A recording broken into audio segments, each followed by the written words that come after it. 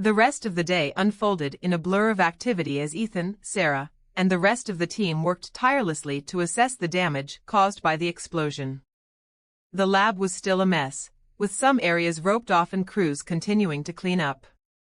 Yet, beneath the surface of the repairs, Ethan's mind was elsewhere, his powers, the strange sensations still lingering beneath his skin, and the overwhelming sense of unease about the general. As the day wound down, most of the staff had already gone home, leaving only a few key people to finish up reports and lock things down for the night. Ethan was finishing up a final checklist in Lab C when he heard footsteps approaching. Looking up, he saw Sarah walking toward him, her expression weary but relieved. "You ready to call it a night?" Sarah asked, leaning against the doorframe with a tired smile. "We've done all we can for today." Ethan nodded, though his thoughts were still racing. "Yeah, I think so. It's been a long day." Before Sarah could respond, the lab doors slid open again, and William Lennox, the CEO of QuantumCore, strode in, his usual calm confidence tinged with a hint of concern. Just behind him was the general, his stern gaze scanning the room as if still calculating the implications of the explosion. "Ethan," Lennox said, his voice warm but professional as he approached. "We wanted to check in on you before we headed out for the night." Ethan straightened, meeting Lennox's gaze, but he couldn't help but glance toward the general, who stood silently with his arms folded. There was something unsettling about the way the general watched him. He couldn't quite put his finger on it, but it felt like the man wasn't just concerned about the project, he was studying Ethan. "I'm fine," Ethan replied, forcing a smile. "A little shaken up, but I'm okay." Lennox nodded, clearly relieved. Good, good. We're all glad you're all right. That explosion could have been much worse. The fact that you walked away from it is a miracle." The general finally spoke, his voice low and even, yet there was a calculating edge to it. "It's remarkable, really. Not many people could walk away from something like that without a scratch. Are you sure there's nothing more to it, Mr. Cross? No lingering effects?" Ethan's chest tightened at the question. The general's tone felt more probing than casual concern, and Ethan's instincts flared. He didn't trust this man, though he couldn't explain why. Something about the way the general asked that question, the way he observed everything, made Ethan feel like the general knew more than he was letting on. "I'm fine," Ethan repeated, trying to keep his voice steady. "The doctors ran all the tests. Everything came back normal." The general didn't look entirely convinced, but Lennox quickly stepped in, offering Ethan a reassuring smile. "That's all we needed to hear. We'll be taking a closer look at what went wrong with the quantum core, but for now, it's most important that you rest." Ethan nodded, but his mind was still racing. As Lennox and the general exchanged a few more words, Ethan's gaze shifted to Sarah, who was watching him closely. She wasn't saying anything, but the way her eyes lingered on him, the subtle tilt of her head, told him that she knew something was off. The general gave a final nod and turned to leave, Lennox following close behind. As they walked out, Sarah stepped closer to Ethan, her voice low. "You don't trust him, do you?" Ethan glanced at her, surprised by the question. He hesitated, unsure of how much to say, but Sarah had always been able to read him. "I don't know what it is," Ethan admitted quietly. "But something about him just. I don't trust him. He's too interested in what happened to me, like he's expecting something." Sarah nodded, her brow furrowed in thought. "I noticed the way you were watching him. It's like he's more concerned about you than the explosion." "I know," Ethan said, a chill running down his spine. "I just don't know why." They stood in silence for a moment, the weight of the day pressing down on them. Finally, Sarah sighed. "Let's get out of here. We've had enough for one day." Ethan agreed, and together they left the lab, the day finally coming to an end. The hallways were quiet now, the hum of the building systems the only sound as they made their way to the exit. Sarah gave Ethan a final reassuring smile before they parted ways, heading to their respective homes. When Ethan arrived at his apartment building, he noticed the elevator was roped off, marked with a sign warning it was out of service. Of course, he thought. After what happened this morning, the maintenance crew must have decided to shut it down for repairs. He had no choice but to take the stairs. As Ethan climbed the stairs to his apartment, his legs heavy from the day's events, he was still trying to process everything that had happened. The elevator being roped off after the morning's incident didn't surprise him, but the entire situation was starting to feel more unsettling as the day wore on. He reached his floor, the quiet hallway a welcome contrast to the constant noise in his mind. Just as he stepped into the hall, Mrs. Green emerged from her apartment, holding a basket wrapped in a cloth. When she saw him, a knowing smile crossed her face. "Oh, Ethan," she called, her voice warm as ever. "I've been waiting for you. I wanted to give you some of the extra muffins I made this morning. After the day we had, I thought you could use a little comfort." Ethan smiled, accepting the basket. "Thanks, Mrs. Green. I really appreciate it." Her eyes studied him for a moment before she spoke again, her voice lowering slightly. "About this morning, that elevator. I've been thinking about it all day." Ethan froze, the memory of the incident flooding back. The way he'd grabbed that steel bar, stopped the elevator's fall with strength he didn't know he had. Mrs. Green had been right there with him. She'd seen it all. "You haven't told anyone about what happened, have you?" he asked quietly, his voice tense. Mrs. Green shook her head, her expression serious now. "Of course not, dear. But I can't stop thinking about it. No one reported it. No one even knew we were in that elevator, and it's been roped off like nothing ever happened." "That's not right, Ethan." Ethan's heart began to race as she continued.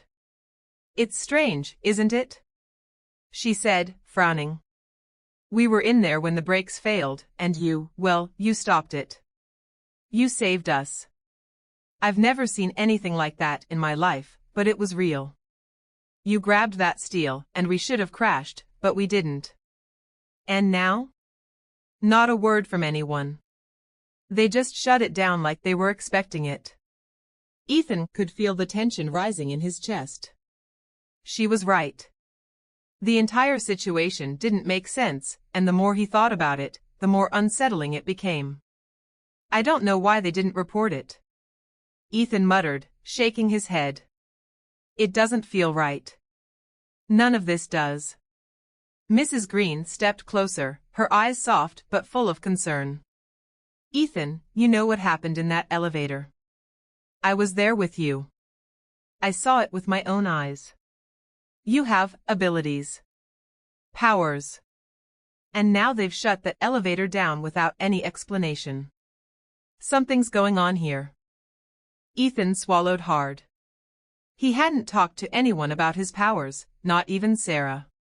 But Mrs. Green had been in that elevator with him, and there was no hiding the truth from her. She had seen it all. "I don't understand it either," Ethan admitted, his voice barely above a whisper. "These powers, they're new. I don't know what they are, or how they work. But you're right, I stopped the elevator. I shouldn't have been able to, but I did." Mrs. Green nodded, her gaze unwavering. "I know, dear. I've been thinking about it all day. And the more I think, the more I realize, this isn't something small. Whatever happened in that lab, it changed you. But it also feels like someone else knows. Like they're watching." Ethan's thoughts immediately went to the general. He couldn't shake the feeling that the man knew more than he was letting on. The way he'd looked at Ethan during their conversation earlier, the probing questions, it was like the general was studying him, waiting for something. "You're right," Ethan said, his voice hardening slightly. "There's more going on here than just the accident. The general. I don't trust him. He was asking questions earlier, too many questions. Like he knew something." Mrs. Green's eyes narrowed. The general? The military man who was in the lab earlier. Ethan nodded. Yeah.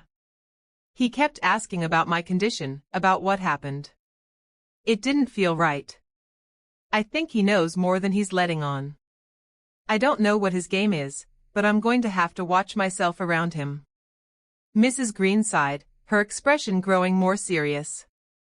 You're smart to be cautious, Ethan. People like him, they don't ask questions like that without a reason. You've got something powerful inside you, and if he knows that, it could put you in danger. Ethan clenched his jaw, feeling the weight of her words. I've been trying to figure out what these powers mean, how they're connected to me. It's like, they're tied to my mind. When I focus on something, like when I wanted to stop the elevator, it just happened. I don't even know how I did it, but it worked. Mrs. Green gave him a soft smile, placing a comforting hand on his arm. Whatever it is, you'll figure it out. But be careful. Don't let anyone know unless you trust them. You never know who might be watching. Ethan nodded, feeling a deep sense of gratitude toward Mrs. Green. She'd been in that elevator with him, had seen what he could do, and she wasn't afraid. She didn't treat him like he was dangerous or different. Instead, she offered him comfort and support, just like she always had. Thank you, Mrs. Green. Ethan said, his voice filled with sincerity. For everything. I won't forget this. She smiled warmly, patting his arm. You've got nothing to thank me for, Ethan. Just take care of yourself. And if you ever need to talk, you know where to find me. With that, she gave him a final nod and retreated back into her apartment, leaving Ethan standing in the hallway, his mind racing. As he entered his apartment and set the basket of muffins down on the counter, his thoughts kept circling back to the general. The man had asked too many questions, had shown too much interest in what had happened. And now, with the elevator being quietly roped off, it felt like pieces of a larger puzzle were starting to fall into place. Ethan moved to the couch and sank into the cushions, his mind buzzing. His powers were real, and they were tied to his thoughts, his focus. He had barely begun to understand them, but already, he knew they were more powerful than he could have imagined. And now, he had to watch his back. Whatever the general knew, whatever he was planning, Ethan couldn't let his guard down. He needed to figure out how far these abilities went, and what they meant for his future. As he lay down in bed, staring at the ceiling, the weight of the day finally pressed down on him. His thoughts drifted to the explosion, to Sarah, to the general's probing questions. Tomorrow, he would start searching for answers. But for now, he needed rest. With a deep sigh, Ethan closed his eyes, letting sleep take him, though the unease still lingered just beneath the surface. Something big was happening. And whatever it was, Ethan knew he was right in the middle of it.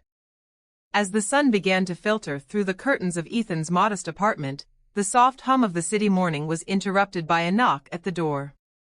Ethan, groggy from a late night of tossing and turning, felt the weight of fatigue still tugging at him, but something about the knock startled him into full awareness. It wasn't the usual light tap of a neighbor or the rhythmic knock of a delivery driver, it had a sense of familiarity, something that tugged at old memories. He approached the door cautiously, half expecting to see Mrs. Green on the other side, maybe dropping by with more muffins or advice. But as he opened the door, his breath caught in his chest.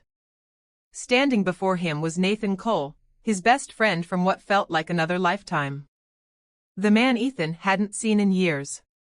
The man whose disappearance had left an empty space in his life. Nathan smiled, that same crooked grin Ethan remembered from their youth, as though no time had passed at all. He looked a little different now, older, more refined, with a confidence that bordered on commanding. But his eyes still held the same mischievous spark that had always been there when they were boys. Ethan. Nathan said, his voice warm and familiar. Long time, no see, huh? Ethan blinked, momentarily stunned by the sight before him. Nathan. What the? I mean, it's been. How long? Too long, Nathan said, leaning casually against the doorframe as though they'd spoken just last week. Mind if I come in? Ethan stepped aside, still trying to piece together the shock of seeing his old friend. Memories flooded his mind, of late nights working on projects together, childhood adventures, and then the sudden, unexplained distance that had grown between them. Where had Nathan been all this time? As Nathan walked into the apartment, Ethan couldn't help but notice how different he seemed. Nathan moved with a precision and purpose that felt calculated. Ethan brushed it off for now, chalking it up to the years and whatever path Nathan had taken after they lost touch. Make yourself at home, Ethan said, closing the door behind him and gesturing toward the small seating area. I can't believe you're here. Nathan sat down, looking around the apartment. I've been meaning to stop by. I heard you were still doing big things here at QuantumCore, so I figured it was time to reconnect. We were practically brothers once. Ethan felt a pang of guilt at the mention of their past closeness. He had always wondered what had happened, why Nathan had drifted away. But now, with him sitting in his living room, those old feelings of trust and camaraderie began to surface again. Yeah, well, a lot's changed since then, Ethan said, sitting across from Nathan. You kind of vanished, man. I wondered about you for a long time. What happened? Nathan shrugged, his expression unreadable. Life, you know? Things got busy. Went in different directions. But I'm here now. He paused, letting the words sink in. What about you, though? What have you been up to? QuantumCore's making waves, I hear you're right at the center of it. Ethan rubbed the back of his neck. Yeah, I guess you could say that. Been working on a few projects, some breakthroughs here and there. But it's nothing like what we used to dream about when we were kids. You know, changing the world and all that. Nathan chuckled. Well, you're not far off. From what I hear, you're doing exactly that. There was something about Nathan's tone that made Ethan pause. It was casual, but beneath the surface, Ethan felt an odd tension. Maybe it was just the strangeness of the reunion, or maybe it was something else. Yeah, I guess, Ethan said, trying to keep the conversation light. But enough about me. Where have you been? What are you doing now? Nathan leaned back, folding his arms over his chest. I've been doing some consulting work for different companies, moving around a lot. It's kept me on my toes. But it's funny, I always think about our old projects, how we wanted to create something that would really make a difference. Something that would change everything. Ethan nodded, feeling that same spark of excitement from their younger days. Yeah, those were good times. Nathan looked at him, his gaze steady. They don't have to be just memories, you know. We can still do something great. Together. Like old times. The words hung in the air, and Ethan wasn't sure how to respond. Part of him was thrilled to see Nathan again, to hear him talk about working together like they used to. But something else gnawed at him, something he couldn't quite place. I don't know, man.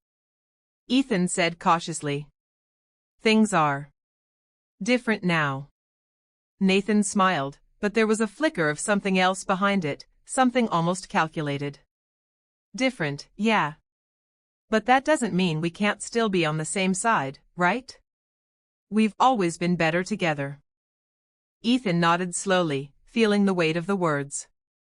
He wasn't sure what Nathan meant by same side. But for now, he was just glad to have his old friend back. Or so it seemed. Nathan's smile lingered, and the silence between them deepened. Ethan could sense there was more Nathan wasn't saying, and the thought of their same-side comment still clung to his mind. You said same side? Ethan started, leaning forward in his chair. What do you mean by that? Nathan tilted his head slightly, considering Ethan's question for a moment. Well, I didn't just drop by for muffins and a chat about the good old days, Ethan. He said, his voice taking on a more serious tone. I work for a company now. A pretty big one, actually. Maybe you've heard of them, Echelon Dynamics. Ethan blinked, the name immediately recognizable. Echelon Dynamics had made headlines over the past few years, quickly rising in prominence in the tech world, particularly in defense contracting. They were QuantumCore Technologies' main competitor in several sectors, but Ethan had always assumed they were mostly focused on military tech. Echelon Dynamics? Ethan repeated, frowning. You work for them? Nathan nodded. Yeah. I started working for them a few years ago. Great company. Cutting-edge technology, big defense contracts. We're doing some really interesting stuff. It's different from QuantumCore, but I've had some great opportunities. Ethan felt a subtle shift in the conversation, like an invisible line had just been drawn between them. Echelon Dynamics was no joke. They were powerful, wealthy, and connected to the military in ways QuantumCore never had been. But their reputation was also a little more aggressive, less focused on the ethical innovation that QuantumCore prided itself on. I see. Ethan said slowly, the realization settling in. So that's where you've been. Yeah. Nathan said, leaning forward slightly. I wanted to reach out sooner, but you know how it is, life gets in the way. Besides, I didn't want to step on any toes. QuantumCore and Echelon. Well, let's just say, we're not exactly on the same page. Ethan could sense there was something more behind Nathan's words, though he didn't say it outright. There was still that lingering question, why now? Why after all these years did Nathan decide to reconnect? You don't think this changes things? Ethan asked, carefully. Nathan shrugged. Does it have to? I mean, sure, we work for different companies, but that doesn't mean we can't still be friends. We've got history, Ethan. More than most people. Besides, it's not like I'm here to recruit you or anything. He chuckled lightly. Ethan offered a small smile, but the weight of Nathan's words hung heavily between them. Echelon Dynamics. It wasn't just any company, it was QuantumCore's direct competitor in the fields of tech and defense, and from what Ethan knew, they were far more deeply involved in military operations. The name alone carried a sense of unease, as if Nathan's presence now represented something far larger than just an old friend stopping by. Anne. What exactly do you do at Echelon? Ethan asked. Nathan paused, his eyes flickering with something unreadable for just a moment. Consulting, mostly. Strategic planning, tech development, some R&D. I help make sure we're moving in the right direction. And yeah, we've got military contracts, but that's just business, right? Ethan nodded slowly, though a knot tightened in his stomach. Echelon Dynamics wasn't known for the kind of innovation QuantumCore was pursuing, renewable energy, quantum computing. They were more focused on defense, weapons systems, and projects with the military. That kind of work always made Ethan uneasy. But Nathan.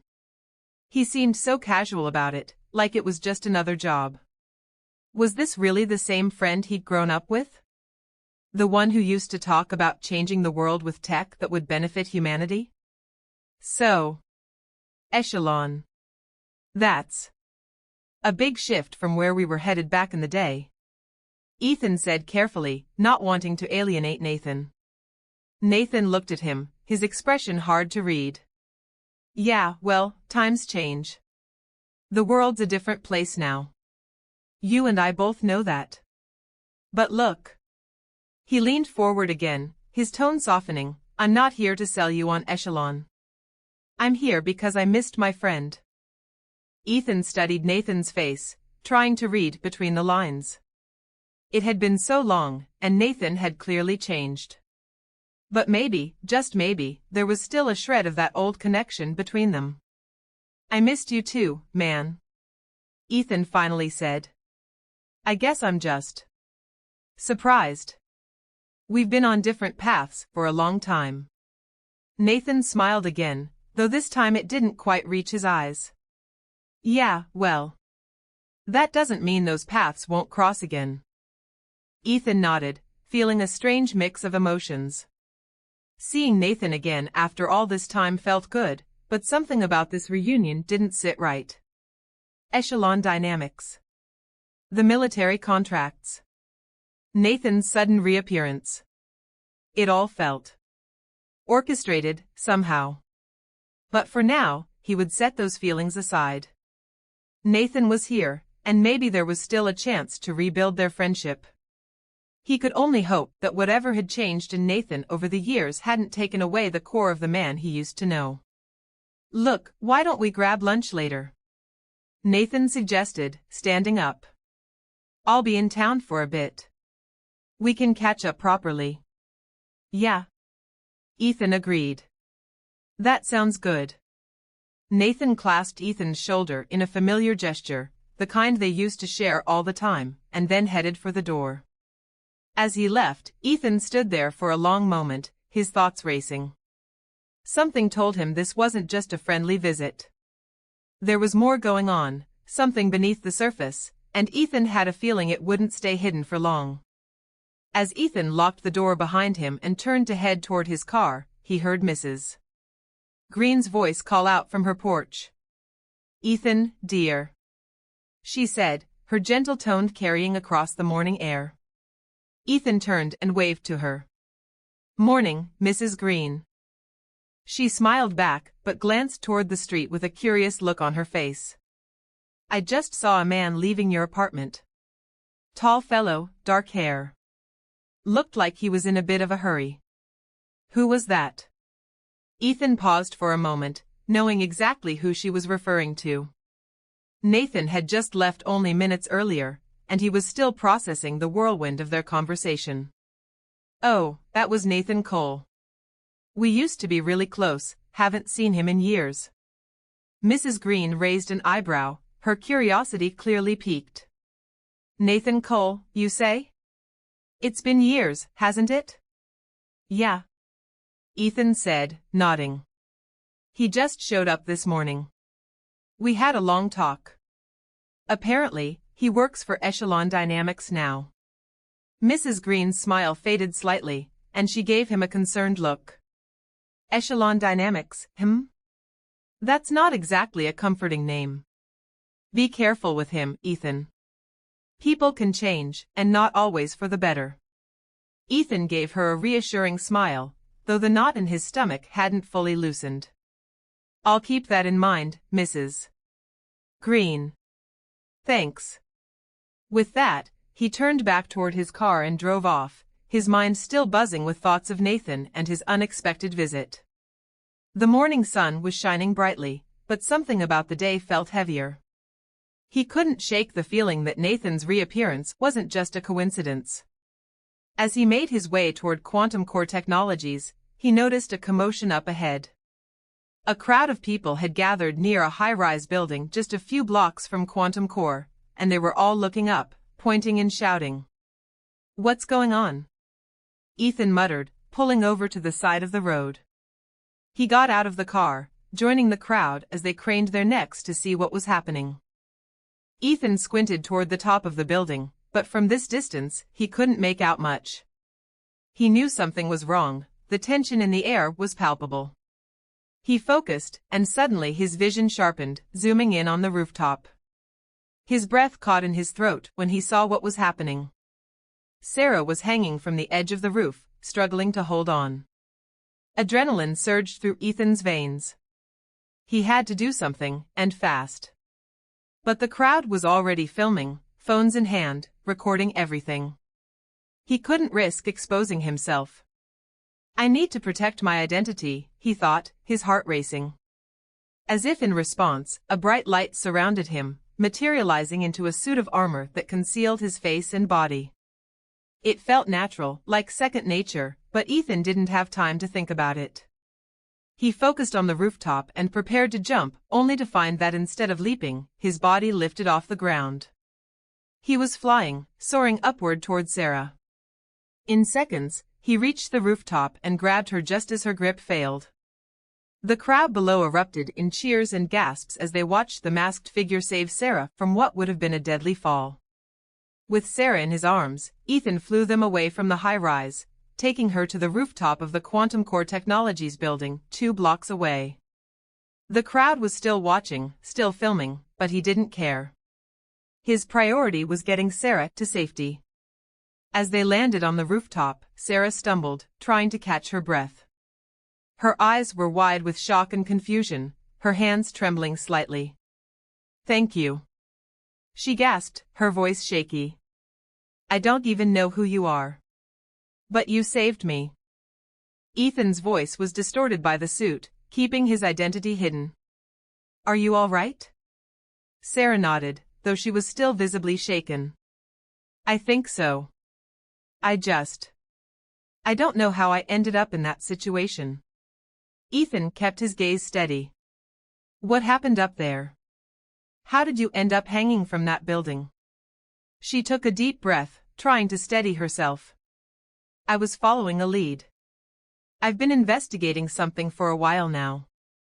The general, he's involved in some secret projects. Dangerous ones. I was looking into one of his sites, and that's when I got cornered." Ethan's heartbeat quickened. "Cornered by who?" "There was a man up there with me," Sarah said, her voice dropping to a whisper. "He wasn't just some random thug.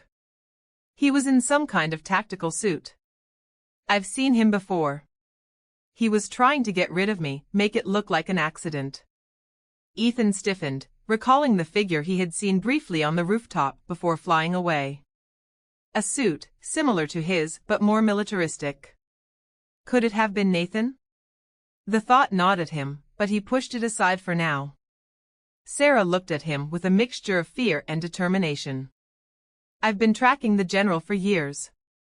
My parents. They died because of him, in one of his experiments. I know he's behind something big, something dangerous, but I don't have enough proof. Whoever that man was today, he's part of it. And now they know I'm getting close." Ethan, still cloaked in his suit, nodded. "You're right to be careful.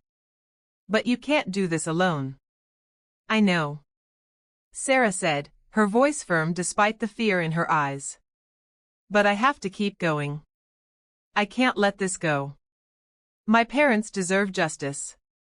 Ethan watched her, feeling the weight of her words. She had no idea who he was beneath the mask, and yet, they were connected by something deeper now, something more than just a shared mission. "You won't have to do it alone," he said, his voice steady. "I'll help you." Sarah looked at him, surprised. "Who are you?" Ethan paused, his face hidden behind the visor. "Just someone who believes in what you're doing." She nodded slowly, still trying to make sense of everything. "Well, thank you. I don't know how to repay you." "You don't have to," Ethan replied. "Just stay safe. And keep fighting." With that, Ethan took a step back and lifted off the ground, flying away from the rooftop as Sarah watched in awe. The crowd below was still buzzing with excitement, phones raised, capturing every moment. Ethan knew it was only a matter of time before the footage made its way to the news. He landed in an alley a few blocks away, the suit disappearing as his feet touched the ground. His heart was still pounding, the weight of everything that had just happened settling in. He made his way back to his car, glancing back toward the high-rise. Whoever that figure was on the rooftop, Ethan would be ready the next time they crossed paths. Ethan drove toward QuantumCore, his mind spinning. The events of the morning played on repeat, flying through the air, the armor materializing around him, and most of all, saving Sarah. It seemed impossible, like something out of a comic book. He kept glancing at his hands, wondering just how much more he was capable of. But the other thoughts gnawed at him too, the man on the roof. Who was he, and how was he involved in Sarah's near fall? Was it Nathan? It couldn't be, could it? As he pulled into QuantumCore's parking garage, Ethan tried to shake off the overwhelming questions. But one thing remained clear, he had to keep his abilities a secret. At least for now. He couldn't afford to reveal himself, not with so much at stake. When he stepped into the elevator and made his way up to his office, he wasn't expecting anyone to be waiting for him. But as soon as the doors slid open, he spotted Sarah pacing back and forth inside his office. She turned the moment he stepped inside, her face a mixture of frustration and relief. "Well, there you are," Sarah exclaimed, stopping mid-pace. "I've been looking for you." Ethan blinked, surprised by her intensity. "Sarah? What's going on?" She didn't waste any time. "Something happened this morning," she said, her words tumbling out fast. "I was following a lead on the general, and I ended up on a rooftop. Ethan, I almost died." The weight of her words hit him hard, even though he already knew what had happened. Still, he had to play along, act as though he had no idea. "What?" he asked, his voice full of concern. "What do you mean you almost died? What happened?" Sarah began pacing again, her arms crossed tightly. "I was up there, trying to get information, when someone showed up. A man, someone in a suit, military tech. He tried to kill me, Ethan. He cornered me on the roof, and I ended up hanging off the edge." Ethan's stomach turned at the thought of how close she had come to falling. He could still remember the sheer panic of seeing her dangling from that rooftop, and the relief that had washed over him when he'd caught her in time. "Sarah, that's crazy," Ethan said, his voice soft. "Are you okay? What happened after that?" She stopped pacing and looked him in the eye. "I was saved," she said, her voice quieter now. "This guy, this person, came out of nowhere. There was this light, and suddenly he was there. He pulled me off the ledge and flew me to safety." Ethan swallowed, his heart racing. Hearing her describe the moment when he saved her made it feel all the more surreal. "He flew?" he asked, feigning disbelief. "Like, actually flew?" Sarah nodded quickly. "Yes. He had this suit, and it was like nothing I've ever seen. It was futuristic, like something from a movie. His voice was distorted, and I couldn't see his face, but he saved me, Ethan. He saved my life." Ethan took a deep breath, trying to keep his composure. "Did he say anything to you? Did he tell you who he was?" "Not much," Sarah said, shaking her head. "He said something about helping me, and that I wasn't alone. But then he flew off. I don't know who he is, but I think he might be connected to what's happening with the general." Ethan frowned, trying to appear as though he was processing this for the first time. "You think this flying guy is connected to the general? How?" Sarah's expression hardened, and she looked down at the floor for a moment before meeting Ethan's eyes again. "Ethan, I haven't told you this before, but the general is responsible for my parents' death." Ethan's breath caught, and the shock on his face was genuine. He blinked, his heart sinking. "What?" he asked, his voice softer now. "The general?" "Sarah, you've never told me that." Her eyes glistened with emotion as she continued. "I know. I couldn't. Not until now. My parents were involved in one of his secret projects, and it went wrong. Horribly wrong. They died because of him. Ever since then, I've been trying to find out the truth, to expose what he's been doing, but I never had enough proof." Ethan took a step closer, his heart heavy with the weight of her confession. He reached out, placing a hand on her shoulder. "Sarah. I had no idea. I'm so sorry." She nodded, her voice thick with emotion. "I didn't want to burden you with it. But now, after what happened this morning, I think it's all connected. The general, this man in the suit, everything. I'm getting closer to the truth, and they know it." Ethan's mind raced. He had always known Sarah was driven, but this was deeper than he had imagined. She had been carrying this pain, this fight, for so long, and he hadn't even known. His feelings for her, which had been simmering under the surface for so long, stirred in his chest. He wanted to protect her, to help her find the truth, but he also knew he had to tread carefully.